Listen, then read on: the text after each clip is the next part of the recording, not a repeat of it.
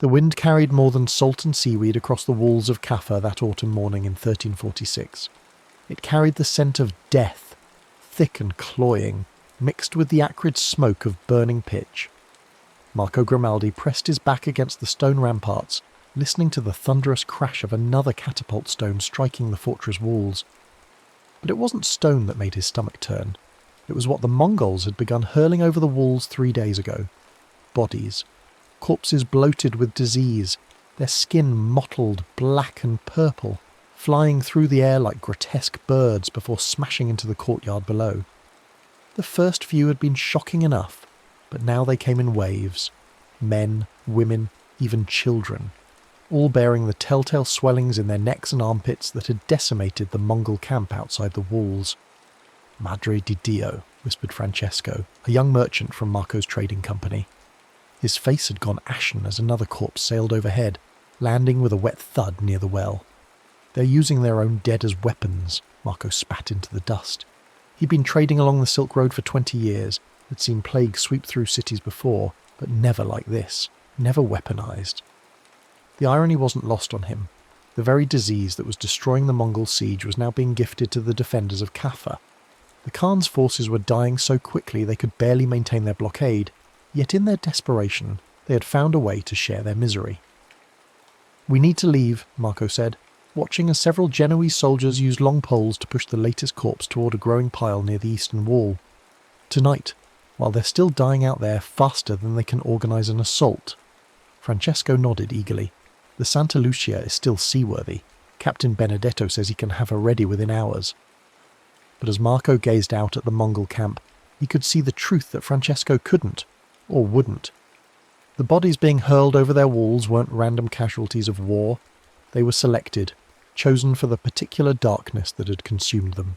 The same darkness that he could already see creeping through Kaffa's streets in the glazed eyes of the dock workers and the fevered whispers of the guards.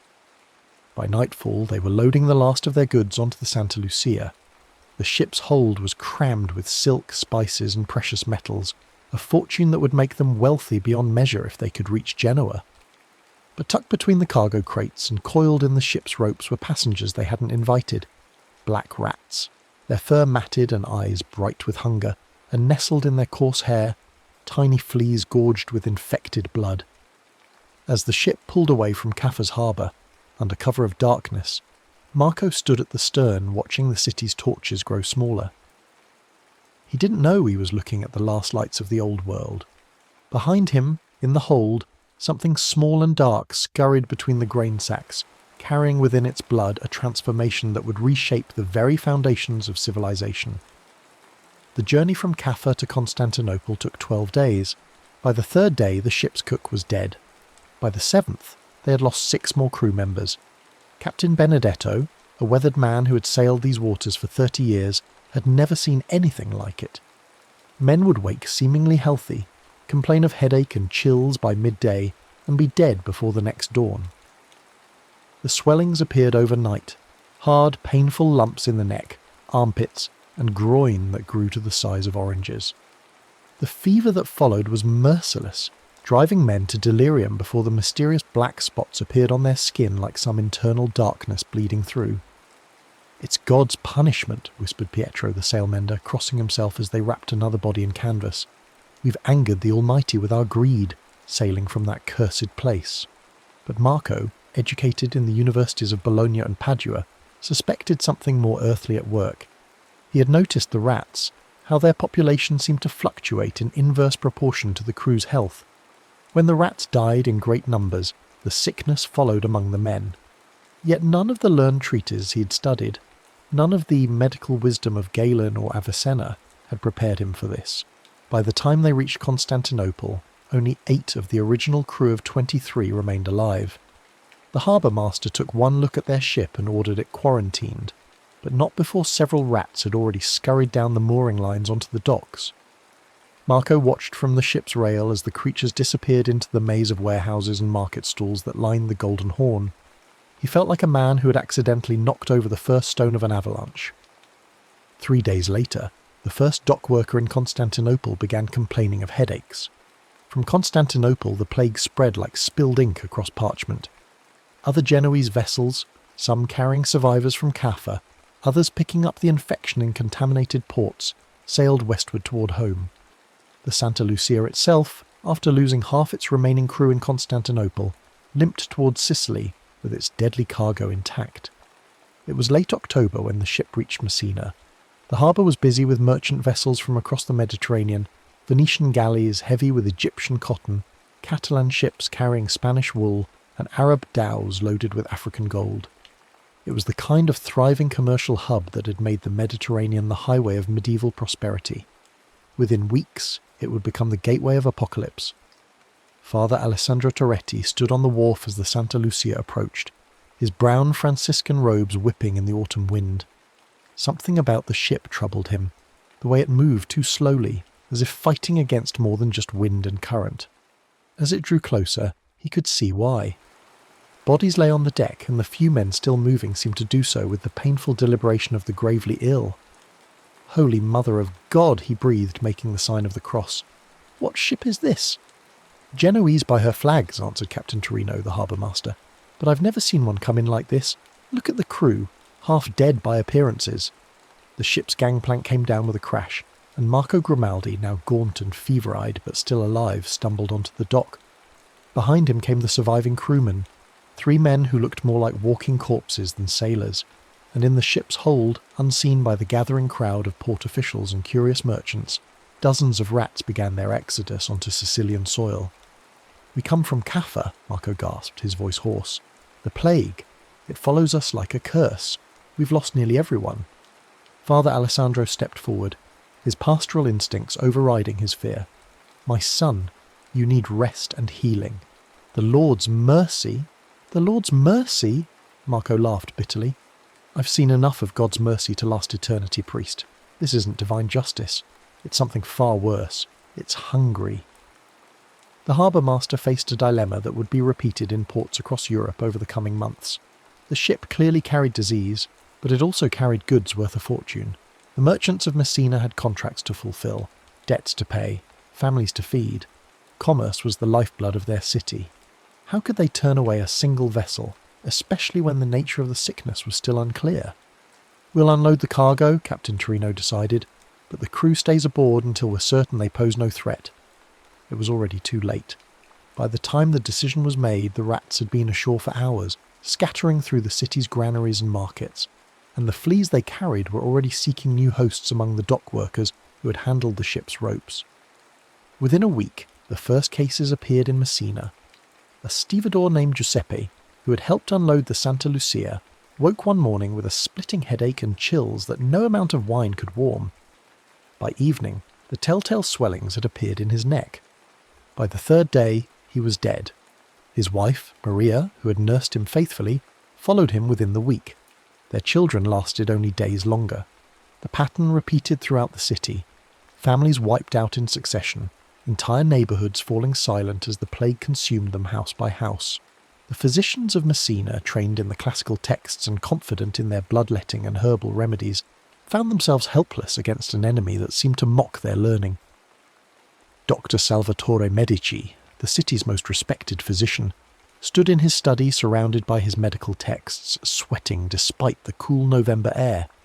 He had tried everything: bloodletting to balance the humours, aromatic herbs to purify the air, prayers and incantations learned from both Christian and Islamic sources. Nothing worked. If anything, his patients seemed to die faster under his care than those left to their fate. Perhaps, he whispered to his assistant, a young man named Paolo who had somehow remained healthy despite their constant exposure to the sick. Perhaps our learning is insufficient. Perhaps God has sent something beyond the reach of earthly medicine. Paolo, barely 20 and educated enough to read Latin but young enough to question authority, shook his head. "Master, what if it's not divine at all? What if it's simply something we don't understand yet? Something natural?" The suggestion was borderline heretical, but Dr. Medici found himself considering it. In his 40 years of practice, he had never seen a disease that moved so quickly, killed so efficiently, and seemed so utterly indifferent to the social order. Rich and poor, noble and peasant, priest and sinner, all fell before it with equal ease. As winter settled over Sicily, nearly half of Messina's population was dead. The survivors faced a choice that would echo across Europe: flee and risk spreading the plague further, or remain and wait for death to find them. Most chose to flee. Ships left Messina harbour daily, carrying refugees to Naples, Rome, Genoa and Marseille. Each vessel was a floating bomb, carrying not just desperate people but the rats and fleas that had made the plague possible. By Christmas of 1347, the Black Death, though it wouldn't acquire that name for centuries, had established beachheads in a dozen major ports across the Mediterranean.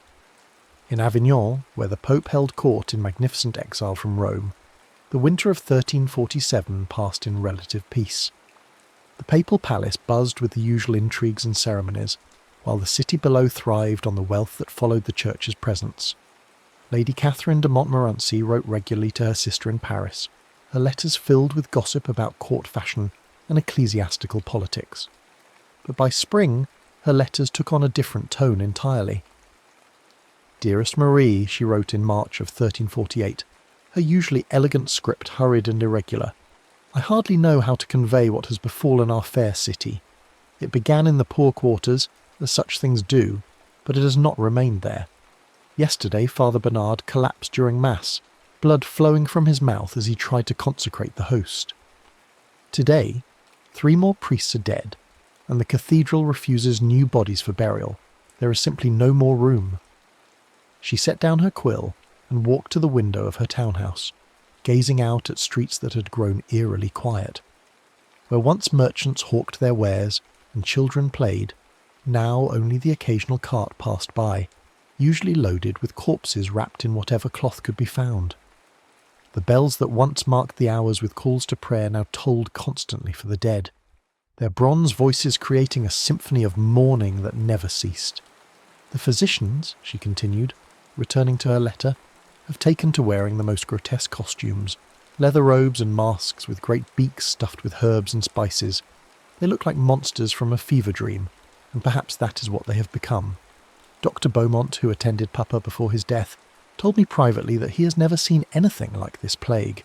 It mocks every treatment, ignores every remedy. It is as if death himself walks among us, choosing victims by whim alone." What Lady Catherine couldn't see from her window was the full scope of the catastrophe unfolding across France.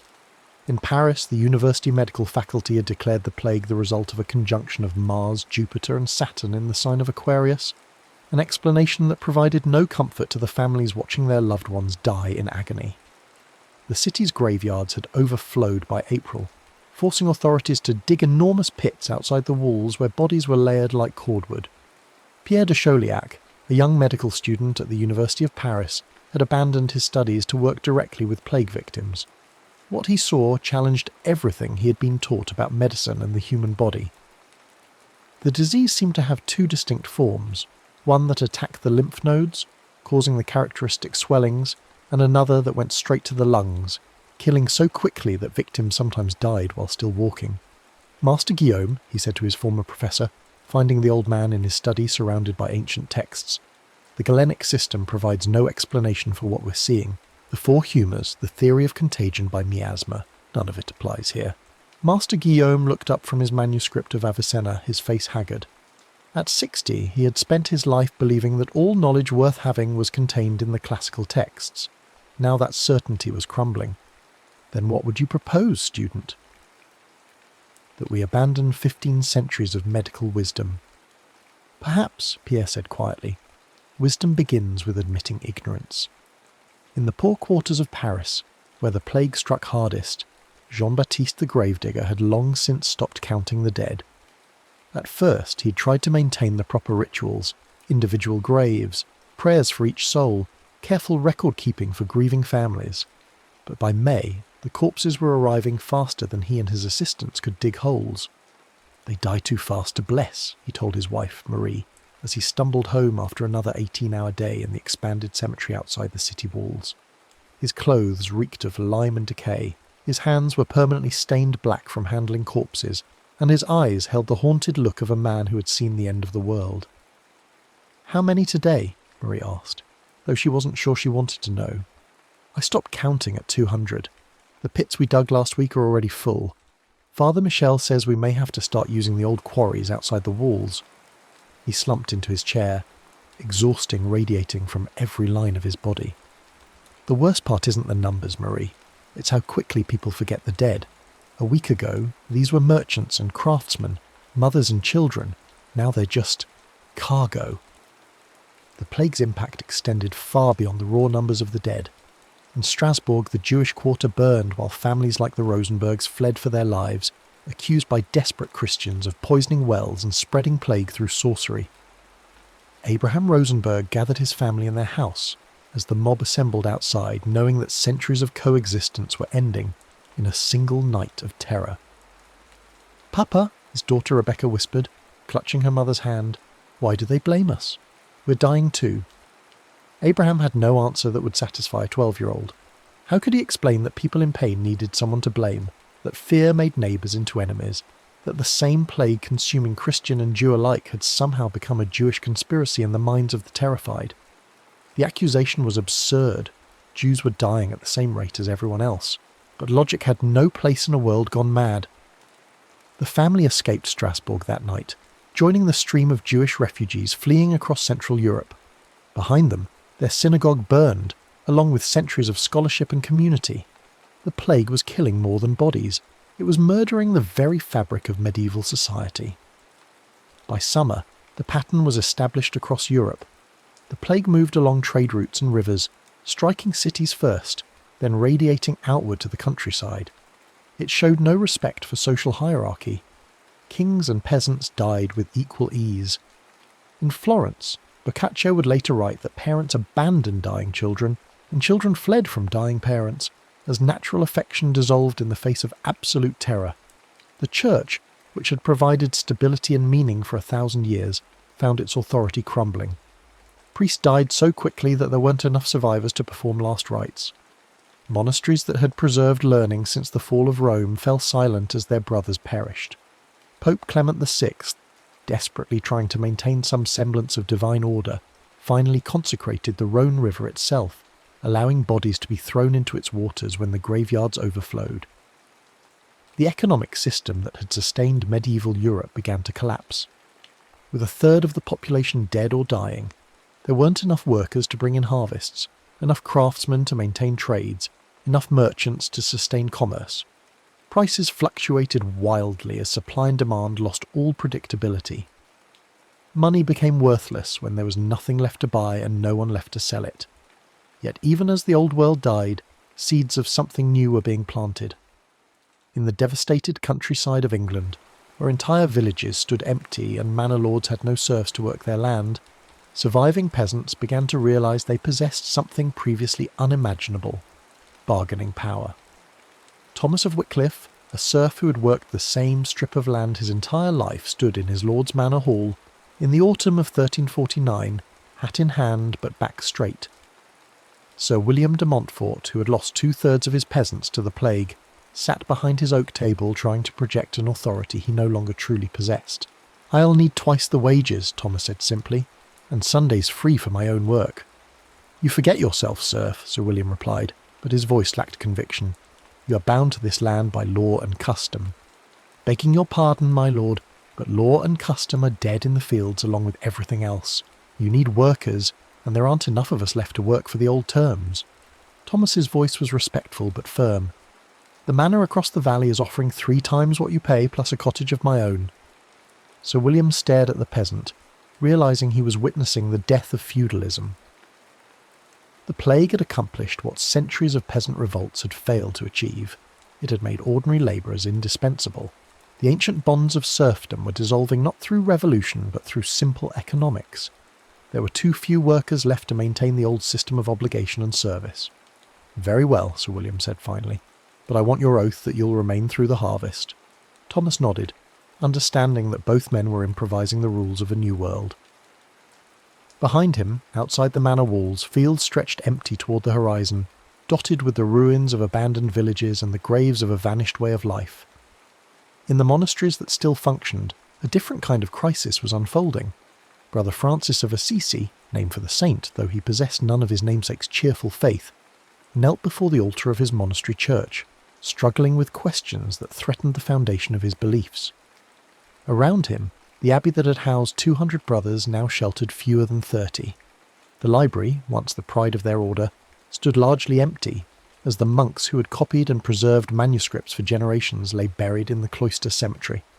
"Why," he whispered to the crucifix above the altar, "why have you abandoned your faithful servants? Why do the innocent suffer while—" He couldn't finish the thought. While what? While the guilty lived. But he'd seen enough to know that the plague recognised no moral distinctions. Saints and sinners died with equal ease. Brother Francis had spent 20 years believing that God's will was ultimately just, that suffering served some divine purpose, that faith would be rewarded and wickedness punished. The plague had shattered those certainties. He had watched holy men die in agony while thieves and prostitutes survived. He had seen children, innocent of any sin, consumed by fever and pain. If this was God's plan, then God was either powerless or cruel, both possibilities too terrible to accept. The crisis of faith extended far beyond individual monks. Across Europe, the Church's carefully constructed theology was crumbling under the weight of inexplicable suffering. If the plague was punishment for sin, why did it kill indiscriminately? If it was a test of faith, why did the most devout suffer worst? If it was part of God's mysterious plan, what kind of deity would orchestrate such horror?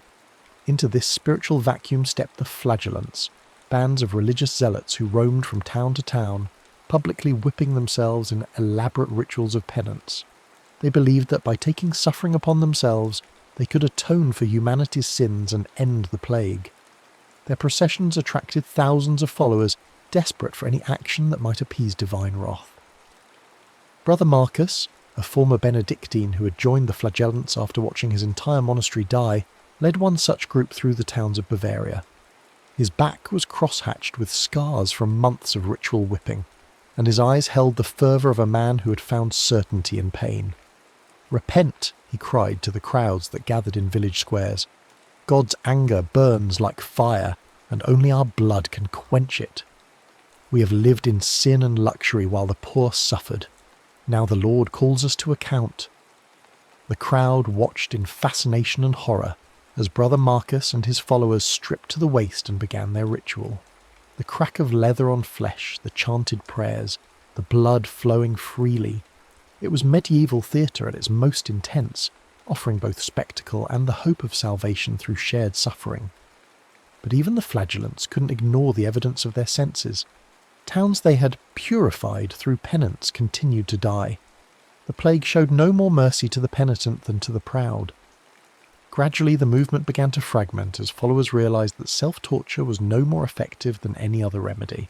In England, where the plague arrived in the summer of 1348, the social transformation was particularly dramatic.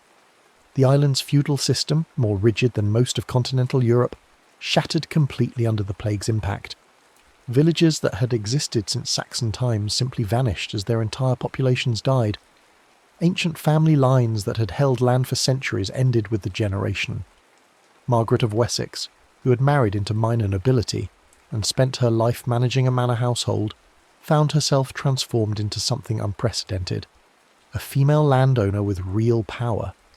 Her husband and both his brothers had died within a week of each other, leaving her as heir to estates that encompassed 3 villages and hundreds of acres of farmland. "The law says I cannot inherit," she told the royal magistrate who had come to settle the estate. "But the law also assumes there are male heirs to inherit. What happens when they're all dead?" The magistrate, a learned man who had spent his career interpreting precedent and statute, found himself in uncharted territory.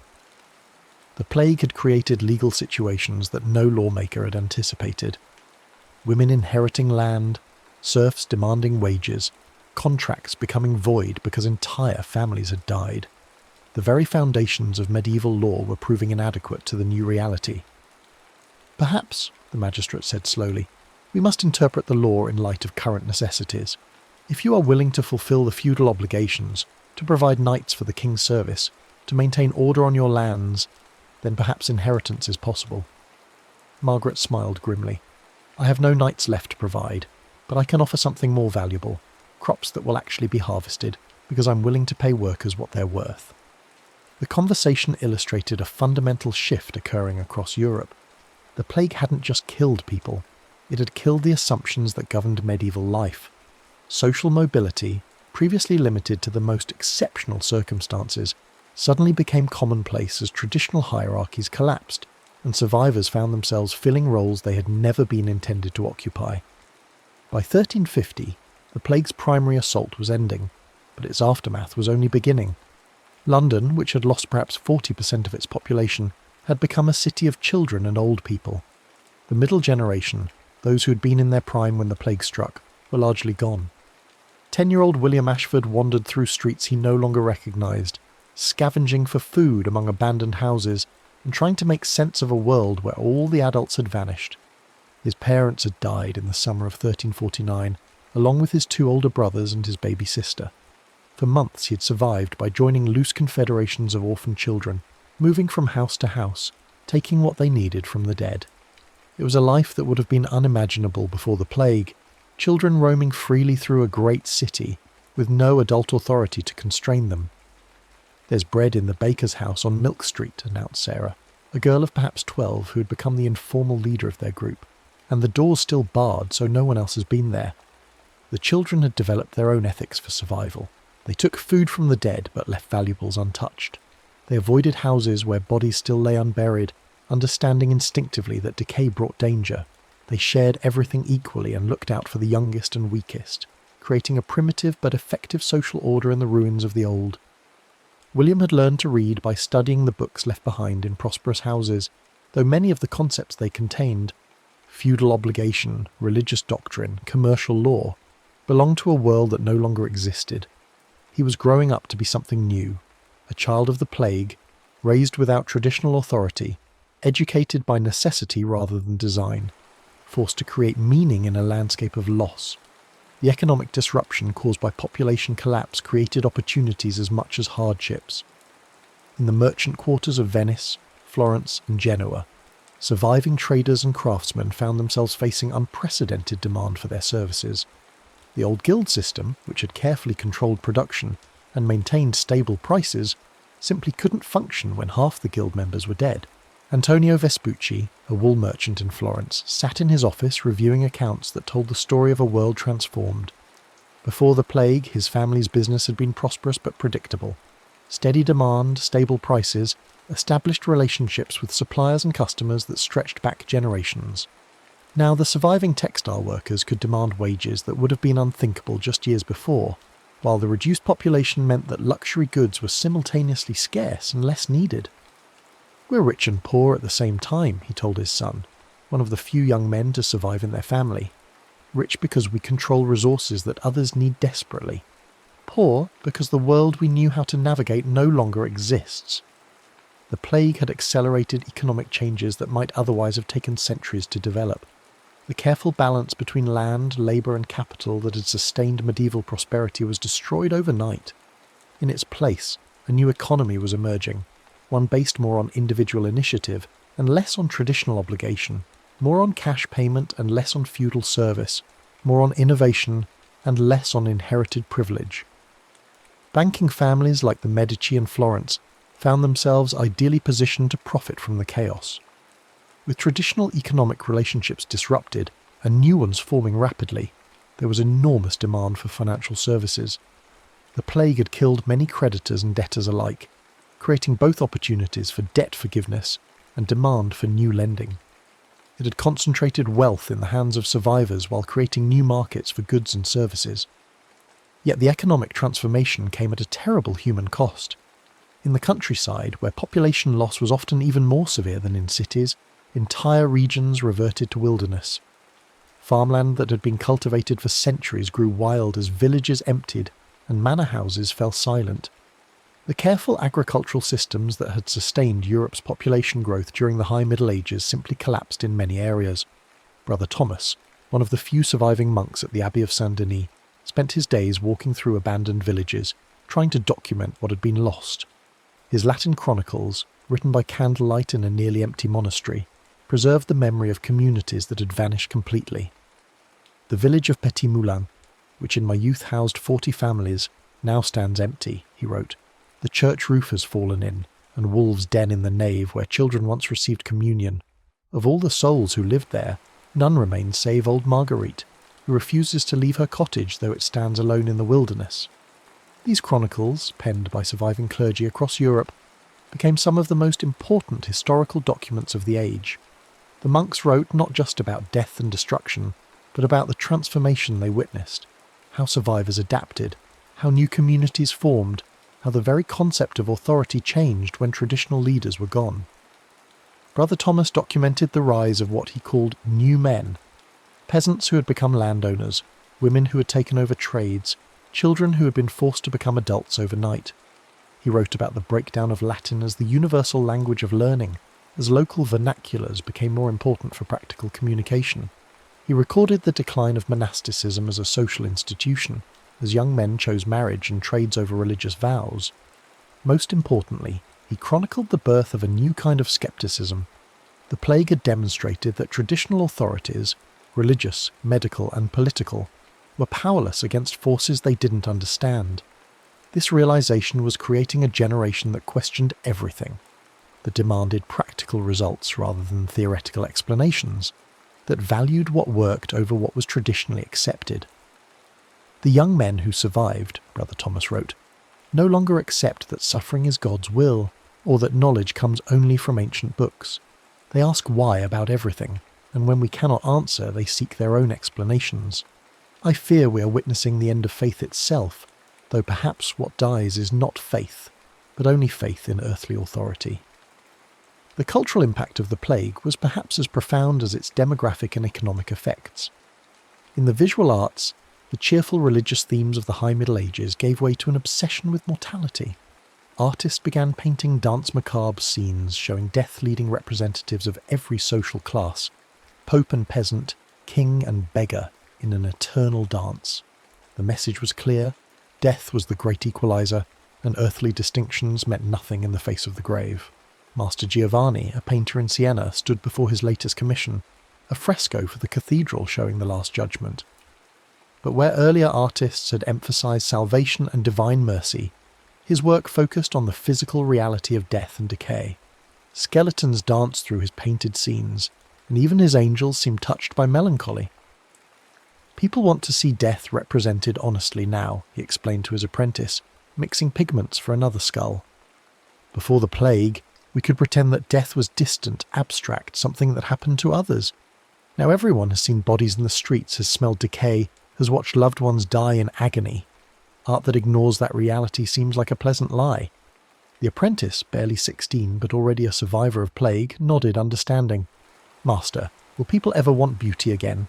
Will they ever commission scenes of joy and celebration? Master Giovanni paused in his work, considering the question. Perhaps, but joy will mean something different now. It will be the joy of survivors, deeper and more precious because it exists in the shadow of loss, and celebration will be more intense because we know how quickly it can end. Literature too was transformed by the plague experience. Writers like Boccaccio in Italy and Langland in England began creating works that dealt directly with social upheaval and moral crisis. The old epic traditions, stories of noble knights and courtly love, seemed irrelevant to people who had watched civilization collapse and rebuild itself. New literary forms emerged, dark comedies that mocked pretension, religious allegories that emphasized human frailty, secular stories that found meaning in earthly rather than heavenly concerns. By 1351, as the plague's initial assault finally ended, Europe faced the challenge of reconstruction. But this was not simply a matter of rebuilding what had been destroyed. Too much had changed for that to be possible.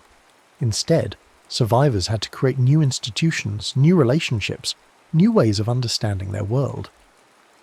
In England, King Edward III faced a crisis that no monarch had ever confronted, a kingdom where traditional authority had collapsed and needed to be rebuilt from the ground up. The feudal system that had provided military service and tax revenue was in ruins. Many of his nobles were dead, and those who survived often lacked the resources to fulfill their traditional obligations. The peasants who had once provided labour service were demanding cash wages and threatening to leave for better opportunities elsewhere. "Your Majesty," advised William de Cherschel, one of the king's surviving justices, "we must act quickly to restore order. If we allow these new customs to become established, the very foundation of royal authority will be undermined." The result was legislation like the Statute of Labourers, which attempted to freeze wages at pre-plague levels and prevent peasants from seeking better conditions elsewhere. But such laws were largely unenforceable. There simply weren't enough officials left to monitor compliance, and the economic reality was that landowners who needed workers had to pay market rates or see their fields go unharvested. Edward himself recognised that he was presiding over the end of one kind of monarchy and the birth of another. The old system of personal loyalty and feudal obligation was being replaced by something more bureaucratic and commercial. Kings would increasingly need to rule through paid officials rather than feudal vassals, would need to raise money through taxation rather than traditional service, would need to justify their authority through effectiveness rather than tradition alone. In the schools and universities that survived, educators faced the challenge of training a new generation for a world unlike any that had existed before. Master Robert de Stretton, who taught at Oxford, found himself revising curricula that had remained unchanged for centuries. We can no longer assume that students will enter a world of stable hierarchies and unchanging customs, he told his fellow masters. They need practical skills, accounting, law, medicine that actually works rather than medicine that sounds scholarly. They need to think critically about authority rather than simply accepting it. The plague had created an educational crisis, but also an educational opportunity. With so many positions left vacant by death, there was unprecedented demand for educated people who could read, write, calculate, and organise. Social mobility through education, previously limited to the most exceptional cases, suddenly became common as bright young people from humble backgrounds found themselves elevated to positions of responsibility. The Church, too, had to reinvent itself. The easy certainties of medieval theology had been shattered by the plague experience. Priests who survived often found themselves ministering to congregations that had lost faith in traditional explanations of divine justice. The official church response, that the plague was God's punishment for sin, rang hollow to people who had watched innocent children die, while corrupt officials survived. Father Michael of Hereford, one of the few parish priests to survive in his district, struggled to address his reduced congregation's crisis of faith. His church, which had once housed 200 families, now served fewer than 30. The elaborate ritual calendar that had structured medieval religious life seemed inadequate to people who had experienced such immediate and personal tragedy. God's ways are mysterious, he began his sermon, then stopped, seeing the sceptical faces before him. These were not the trusting parishioners of his youth, who had accepted religious authority without question. These were survivors who had seen too much to accept easy platitudes. "Father," interrupted Agnes the baker, one of the few women left in the village, "my 3 children died while the corrupt tax collector lived. Where was God's justice then?" Father Michael had no answer that would satisfy her, and he knew it. The traditional theology of divine punishment and reward had been proven inadequate by the plague's indiscriminate killing. He was being forced to develop a new kind of Christianity, one that acknowledged suffering without explaining it away, that offered comfort without false promises, that found meaning in survival rather than just salvation. "Perhaps," he said finally, "our task is not to understand God's will, but to serve each other in spite of our ignorance. Perhaps faith means continuing to love and hope when we cannot comprehend why such terrible things happen." It was a humbler theology than medieval Christianity had traditionally offered, but it was one that resonated with people who had been humbled by experience. The church that emerged from the plague would be less confident in its explanations, but more focused on practical charity, less concerned with abstract doctrine, but more engaged with immediate human needs. As the 1350s progressed, the shape of the new Europe began to emerge more clearly. In the countryside, the manor system was giving way to cash-rent relationships between landowners and farmers. Many serfs had simply walked away from their traditional obligations, knowing that labour shortages made them too valuable to pursue. Others had negotiated formal freedom in exchange for guaranteed service during critical seasons like harvest. Alice Carpenter, who had been bound to Lord Geoffrey's manor since birth, found herself signing a written contract that would have been unthinkable before the plague. She would pay 12 shillings per year for her cottage and garden plot, work 30 days during harvest season for agreed wages, and otherwise be free to pursue her own livelihood. It was the birth of a new kind of rural economy, based on mutual benefit rather than an inherited obligation. "My grandmother would not recognise this world," she told her daughter as they walked home from the manor house. "In her time, a serf's word was nothing against a lord's command. Now Lord Geoffrey negotiates with us as if we were equals. Her daughter, born just after the plague, had no memory of the old system. To her, it seemed natural that workers should be paid for their labour, that families should be able to move if they found better opportunities elsewhere, that respect should be earned rather than commanded by birth. She was growing up to be a different kind of person than her ancestors, more independent, more questioning, more confident in her own worth. In the cities, the breakdown of guild restrictions had accelerated technological and commercial innovation. With traditional apprenticeship systems disrupted and demand for goods exceeding the capacity of established craftsmen, entrepreneurs began experimenting with new methods of production and organisation. Marco Bella Corte, a Venetian merchant who had survived the plague by fleeing to a country estate, returned to find Venice's commercial landscape completely transformed. Old trading partnerships had dissolved with the death of partners, new routes had opened as traditional suppliers disappeared, and there was unprecedented opportunity for innovation in both products and methods. Before the plague, he explained to his son, commerce was about maintaining relationships built over generations. Your grandfather traded with the same families in Constantinople that his grandfather had known. Success came from stability and trust built over time. He gestured toward the bustling harbour, where ships were loading and unloading goods from across the known world. Now, success comes from adaptation and speed. The old networks are gone. We must build new ones constantly, must be ready to change direction when opportunities arise, must compete on merit rather than inherited connections. The plague had inadvertently created conditions that would foster the development of capitalism. With traditional economic relationships disrupted, market forces operated more freely. Competition increased as guild restrictions weakened. Innovation accelerated as old methods proved inadequate to new circumstances. Capital became more mobile as inheritance patterns changed and new wealth accumulated in the hands of survivors. The intellectual transformation was equally profound. In the universities that continued to function, scholars began questioning fundamental assumptions that had gone unchallenged for centuries. The failure of traditional medicine during the plague had discredited not just specific remedies, but the entire theoretical framework of medieval learning. Master William of Ockham, teaching at the University of Paris, found himself developing new approaches to natural philosophy that emphasized observation over authority, experiment over tradition, practical results over theoretical elegance. His students, many of them plague survivors, were naturally sceptical of claims that couldn't be demonstrated. The ancients were wise, he told his students, but they were not infallible. Aristotle never saw the plague. Galen never treated plague victims. We must learn from their methods, careful observation, logical reasoning, but we cannot simply accept their conclusions. This approach would eventually contribute to the scientific revolution, though that development lay centuries in the future. More immediately, it began to change how people thought about authority and knowledge. The plague had demonstrated that traditional sources of wisdom, religious doctrine, classical texts, established custom, could be completely wrong about fundamental questions of life and death. The political implications of this intellectual shift were enormous. If traditional authorities could be wrong about medicine and natural philosophy, why should they be trusted about law and governance?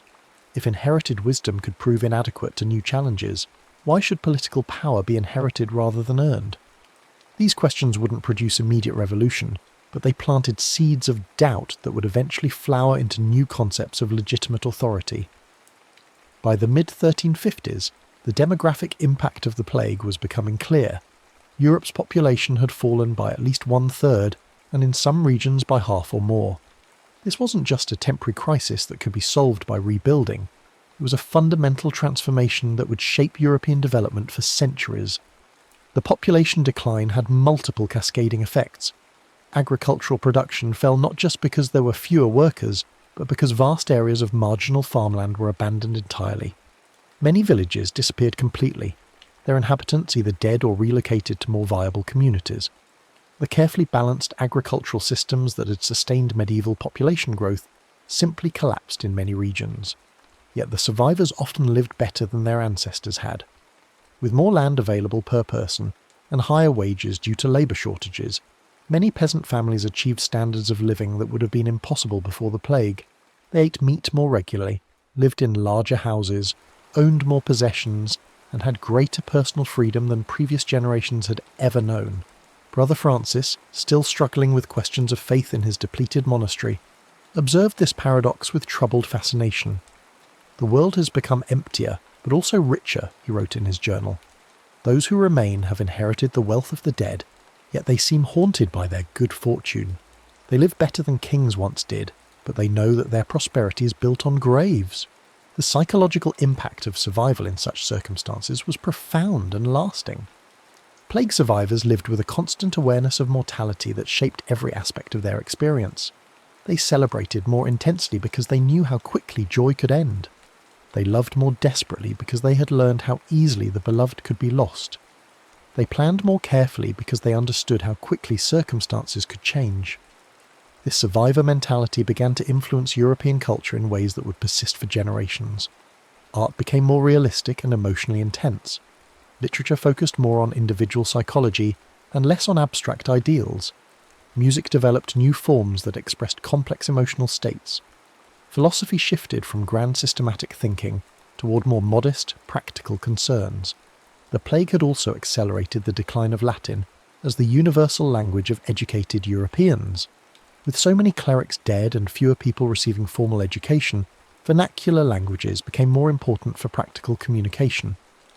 This linguistic shift contributed to the development of national literatures and the gradual weakening of the international church's cultural dominance. In England, Geoffrey Chaucer was beginning to write poetry in English that rivaled anything previously composed in Latin or French. His Canterbury Tales, conceived partly as entertainment for plague survivors, celebrated the full range of human experience, sacred and secular, noble and common, tragic and comic. It was literature for a world where all social distinctions had been revealed as temporary, and where every individual story had gained new significance. The plague's impact on women deserves special attention, as it created unprecedented opportunities for female authority and independence. With so many men dead, women found themselves inheriting property, running businesses, and making decisions that had previously been reserved for males. These changes wouldn't immediately transform gender relations, but they established precedents that would prove important in later centuries. Margaret Kemp, a merchant's wife in King's Lynn, discovered after her husband's death that she had a talent for international trade. Before the plague, such activity would have been impossible for a woman of her background. But with traditional commercial networks disrupted and desperate need for entrepreneurial skill, she was able to build a trading business that stretched from England to the Baltic. "I never intended to become a merchant," she later wrote, "but necessity makes revolutionaries of us all. When the choice is between starving properly as a dependent widow or prospering improperly as an independent trader, the decision becomes clear." Her success was replicated by women across Europe who found themselves thrust into roles of responsibility by circumstance.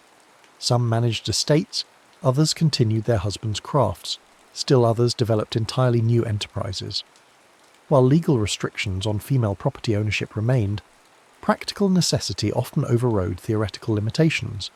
The plague had also transformed European relationships with the rest of the world. The demographic catastrophe had reduced Europe's ability to sustain the Crusades, contributing to the final loss of Christian territories in the Holy Land. But it had also reduced competition for trade routes and resources, potentially opening new opportunities for exploration and expansion. In the long term, the population decline would make Europeans more innovative and efficient, as smaller numbers of people had to accomplish what larger populations had previously done.